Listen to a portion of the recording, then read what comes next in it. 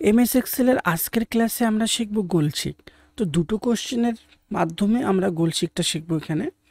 তো প্রথম কোশ্চেনটা আছে, একটি কম্পিউটারের ক্রয় মূল্য মানে পারচেস, যে একটা কম্পিউটারের পারচেস রেট 15,000, মানে আমি একটা কম্পিউটার 15,000 টাকা দিয়ে কিনছি এবং পরে সেটাকে 17,000 টাকায় বিক্রি করছি। এখন 200 পিস কম্পিউটার বিক্রি করে আমার ইনকাম হচ্ছে কত? 4 লাখ টাকা।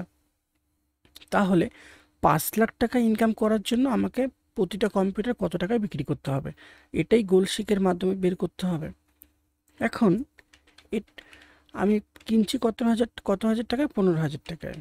বিক্রি করছি 17,000 টাকায়। কত পিস? 200 পিস। Equal 15,000 into 200। তাহলে টোটাল আমার 200টা কম্পিউটারের দাম পড়ছে এত টাকা, আর আমি বিক্রি করছি এত টাকা। ইকুয়াল এটা মাইনাস এত, এন্টার। তো এখানে আমার প্রফিট কত হচ্ছে? 4 লাখ টাকা প্রফিট হচ্ছে। এখন এই প্রফিটটা যদি 5 লাখ টাকা করতে হয়, তাহলে একটা কম্পিউটার কত টাকা করে বিক্রি হবে, এটা আমাকে বের করতে হবে। তো এখানে বাইং প্রাইস কত টাকা দিয়ে কিনছি? 15,000 টাকা দিয়ে কিনছি, 17,000 টাকায় বিক্রি করছি। কতগুলো? 200 পিস। এখন আমাকে প্রফিটটা বের করতে হবে। তো এখানে আগে একটা ফর্মুলা দিতে হবে, ইকুয়াল ফার্স্ট ব্র্যাকেটের মধ্যে সেলিং প্রাইস মানে যত টাকায় বিক্রি করছি, মাইনাস 15,000 মানে যত টাকা দিয়ে কিনছি, bracket close, star number of piece যে কতগুলো? 200, এন্টার। তো এখানে আমার এমআরপিটা চলে আসলো যে আমার এত টাকা প্রফিট হচ্ছে। কিন্তু এই প্রফিটটাকে 5 লাখ টাকা করার জন্য একটা কম্পিউটার কত টাকা বিক্রি করতে হবে, এটাই গোলশিটের মাধ্যমে দেখতে হবে। তো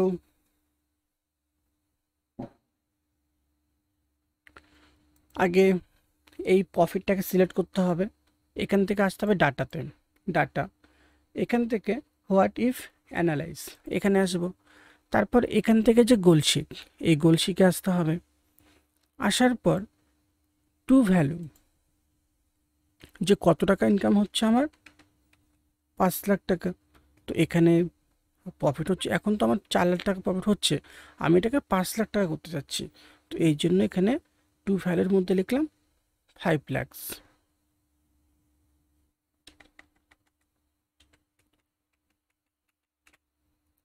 বাই চেঞ্জিং সেল, যে কোন সেলটা চেঞ্জ হবে?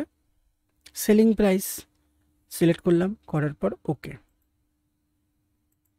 যে 5 লাখ টাকা করে প্রফিট, 5 লাখ টাকা প্রফিট করতে গেলে একটা কম্পিউটারকে 17,500 টাকায় বিক্রি করতে হবে।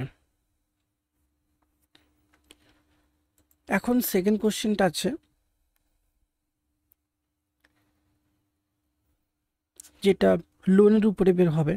যেরকম বলা আছে, ব্যাংকে গাড়ি কেনার জন্য 10% হারে লোন দেয়, যে একটা ব্যাংক গাড়ি কেনার জন্য 10% হারে লোন দিচ্ছে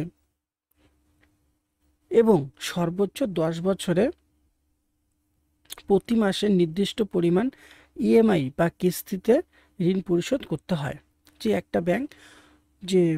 একটা ব্যাংকে 10% হারে গাড়ি কেনার জন্য লোন দিচ্ছে, সর্বোচ্চ 10 বছর প্রতি মাসে ইএমআই দিয়ে সেটাকে পরিশোধ করতে হয়। যদি কোনো ব্যক্তি তার সামর্থ্য অনুসারে সর্বোচ্চ 25,000 টাকা ইএমআই দিতে ইচ্ছুক থাকে, যে একজন ব্যক্তি তার সামর্থ্য অনুযায়ী প্রতি মাসে 25,000 টাকা ইএমআই দিতে পারবে, তাহলে সে কত টাকা লোন পেতে পারে। তো এটা আমি ক্যালকুলেশন করব গোলশিটের মাধ্যমে। তো এখানে ধরলাম যে সুদের অ্যামাউন্টটা কত? 10%। পরিশোধের সময়টা কত হবে? 10 ইয়ার হবে। প্রতি মাসে কত টাকা কিস্তি দিচ্ছে? 25,000 টাকা কিস্তি দেবে। তো এখানে আমি একটা অ্যামাউন্ট বসিয়ে দিলাম, যে দিলাম এখানে 1,20,000। এই অ্যামাউন্টটা বসালাম। ইন্টারেস্ট রেট দিলাম 8%। কতদিনের জন্য? লিখলাম 10 বছর। তো এখন আমাকে ইএমআইটা বের করতে হবে।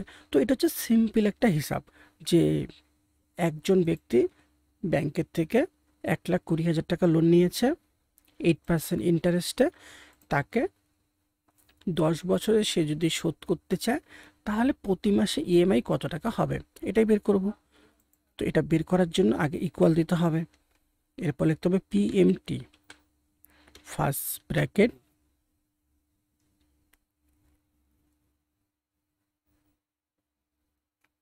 ইন্টারেস্ট ডিভাইডেড 12, কমা দিতে হবে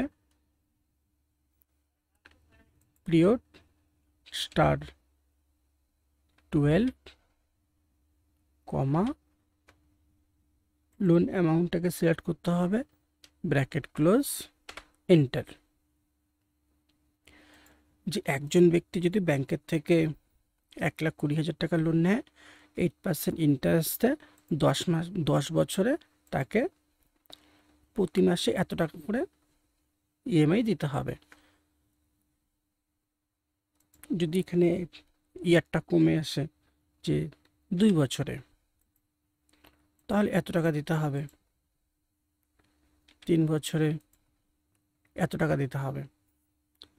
অ্যামাউন্টটা যদি বাড়ে 2 লাখ লিখলাম, তাহলে এত টাকা দিতে হবে। এখন যদি কোনো ব্যক্তি তার সামর্থ্য অনুযায়ী 10,000 টাকা প্রতি মাসে ইএমআই দিতে চায়, তাহলে সে কত টাকা লোন পেতে পারে সেটাই বের করতে হবে। তো এর জন্য আগে এটাকে সিলেক্ট করতে হবে, এরপর আসতে হবে ডাটা, এখান থেকে হোয়াট ইফ অ্যানালাইজ, এখানে আসবো, এখান থেকে গোল শিট, চেঞ্জ ভ্যালুর মধ্যে হবে কত হাজার, 10,000 টাকা করে দেবে, লিখলাম। তারপর বাই চেঞ্জিং সেলের মধ্যে হবে লোন অ্যামাউন্ট, ওকে। যে একজন ব্যক্তি যদি প্রতি মাসে 10,000 টাকা করে ইএমআই দিতে চায় তাহলে সে এত টাকা লোন পেতে পারে।